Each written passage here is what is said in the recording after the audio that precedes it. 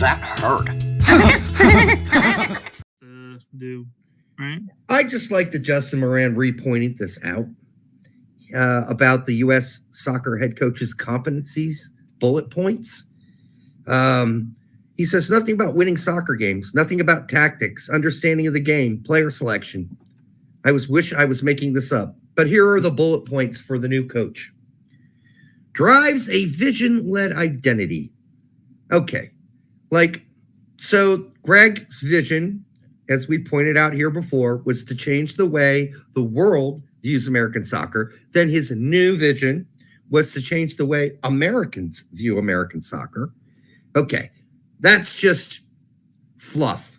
If you want to talk about fluff, that's the ultimate fluff. It's useless. I'm fine. I don't need my coach to have the vision. U.S. Soccer should have a vision of how they want to run their program, and the coach should fall underneath and into that general vision. Though can limit who ends up being the coach. Sure, it can, but a vision is usually a grand statement of where you want. Not a system. You're okay. My right. Bad. It's where you want to go, right? Where you want to go. Up. But one of my problems, right, with a lot of vision statements is there's no way to measure it. When I consulted schools, I would go there, they'd have a vision statement. Their vision statement was to develop tomorrow's leaders, students who will become great citizens of the United States. Yeah. Okay, that's fine. But are you going to call them when they're 28 to 26, 30 to find out if they become great citizens? Are you going to do a good job? Are we going to track all their records to see how many of them get arrested or don't get arrested, or how many of them beat their wives or whatever? Like, no, you're not doing any of that. So that vision is something you will never know if you can achieve. We're going to do our damnedest to make sure your kids aren't dumb. Yes, exactly. So a vision should be something generally you can at least have some sense of whether or not you can accomplish it. And then we got build relationships. Man, every coach builds relationships. All right. Every coach does. That's how that works. That's such a generality. I don't build shitty relationships, build good ones, I'm assuming is what they're saying there.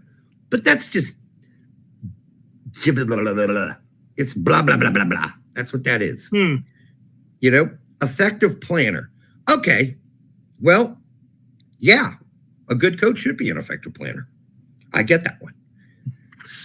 2 p.m., we're going to go out for a late lunch. 3 p.m., we go back to the rooms and vomit. Blah. Get that scheduled. Yep. In the morning during showers after practice, I pee on your leg. All right. But self-massage. No, self-manages. Self-massages. Indeed.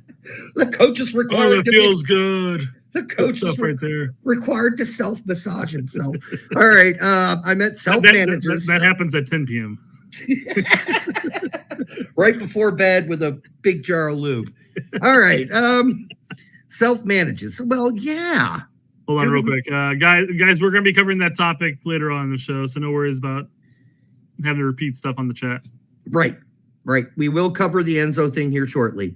Values communication. Well, who doesn't value even deaf people and blind people value communication? What kind of level of what kind of bar is that?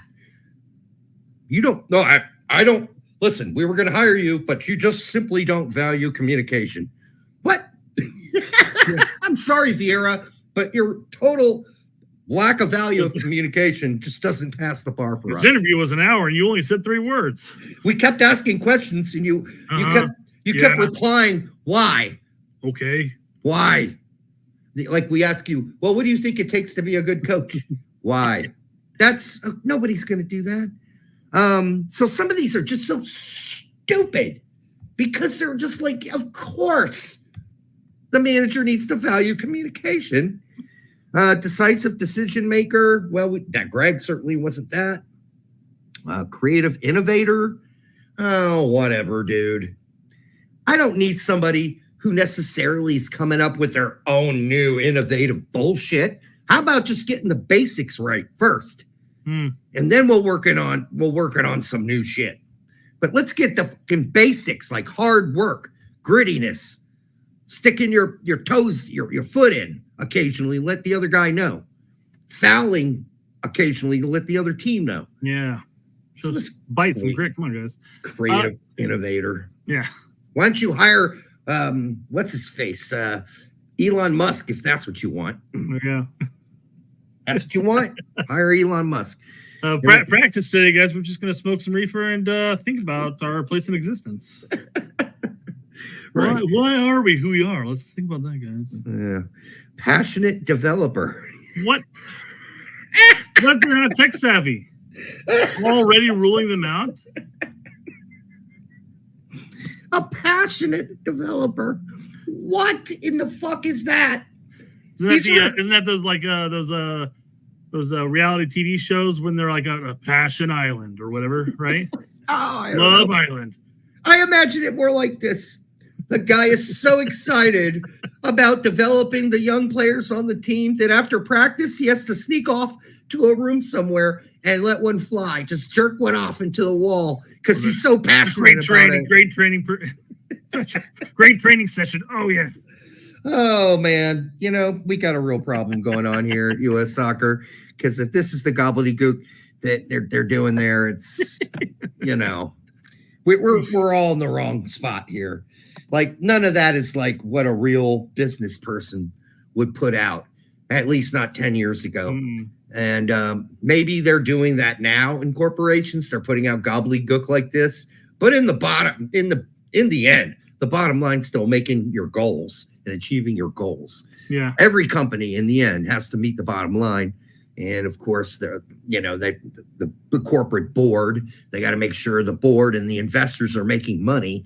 So yeah, the bottom line's the bottom line. They might have flowery language, but in the end, that's, you know, the brass taxes. So, okay. I think